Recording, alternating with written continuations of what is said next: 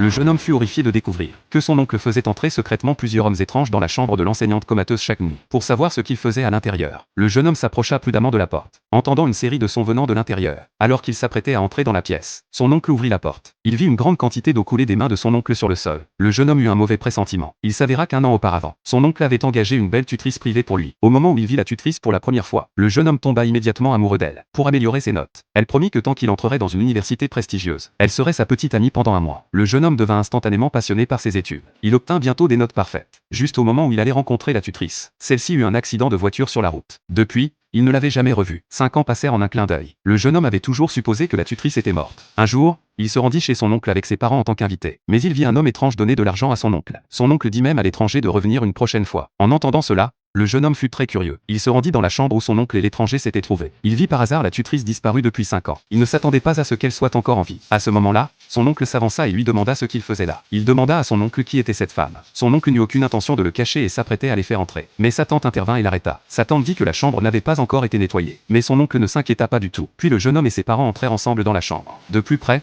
la femme était bien la tutrice qui hantait ses pensées et avait disparu depuis 5 ans. Il confronta son oncle, lui demandant pourquoi la tutrice était là. Son oncle répondit que la tutrice était la fille d'un de ses parents. Elle était tombée dans le coma lors d'un accident de voiture 5 ans auparavant. Comme ses parents ne pouvaient pas s'occuper d'elle, ils l'avaient confiée à leurs soins. Après avoir entendu cela, le jeune homme n'y pensa plus. À ce moment-là, la mère du jeune homme dit que la tutrice semblait en bonne santé. Il devait bien s'occuper d'elle. Son oncle sourit en entendant cela. Il tira alors sur les vêtements de la tutrice avec sa main. Il dit qu'il était responsable des soins quotidiens de la tutrice, y compris le bain. Sa tante l'interrompit précipitamment. Elle dit que son oncle ne faisait qu'aider pour des tâches comme verser de l'eau. Le bain de la tutrice était entièrement assuré par elle. En entendant les mots de sa tante, la famille du jeune homme n'y pensa plus. Alors qu'il s'apprêtait à partir, le jeune homme vit par hasard la main de la tutrice bouger. Son oncle le chassa de la chambre, disant qu'il avait des hallucinations. À peine furent-ils partis que la tutrice se réveilla. Cette nuit-là, le jeune homme sentit de plus en plus que quelque chose n'allait pas. Par curiosité, il décida d'aller voir. Il découvrit que plusieurs étrangers étaient arrivés chez son oncle. Après un bref échange, ils entrèrent dans la chambre de la tutrice. Le jeune homme était très curieux de savoir ce qu'il faisait. Il s'apprêtait à ouvrir la porte et à se précipiter à l'intérieur. Son oncle ouvrit soudain la porte et l'arrêta. Il demanda à son oncle ce qu'il faisait à amener tant d'étrangers dans la chambre de la tutrice. Son oncle répondit que cela ne le regardait pas. À ce moment-là,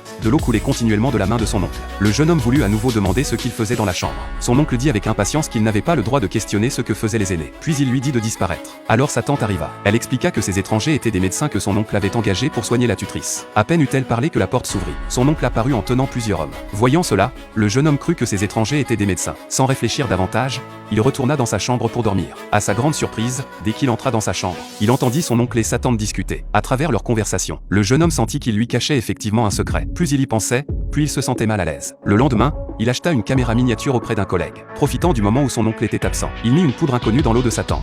Après